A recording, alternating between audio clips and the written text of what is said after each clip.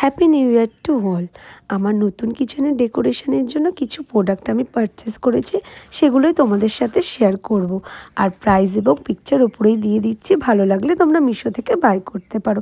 জানো তো, এই সব দেখে আমার এক বান্ধবী সবসময় বলে, এত বেকার খরচা করিস না, একটু সেভিংস কর।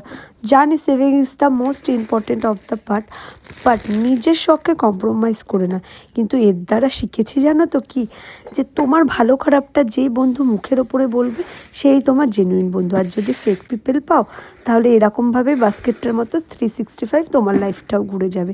যেসব বন্ধুরা তোমার ভালো খারাপ দুটোতেই তাল মেলাবে এবং খারাপ টাইমে তোমার পাশে থাকবে না এবং খারাপ টাইমটায় দূর থেকে দাঁড়িয়ে মস্তি নেবে, সেসব মানুষকে বাদ দিতে হবে। 2025-এ এটা ভেবেছি, মানুষ কম থাকুক কিন্তু জেনুইন থাকুক। নিজেকে অনেক সময় দিতে হবে, এইসব মানুষ থেকে দূরে থাকতে হবে, আর নিজের শখের জন্য নিজের উপরেই ডিপেন্ড হতে হবে। তো টাটা, দেখা হচ্ছে নেক্সট ভিডিও।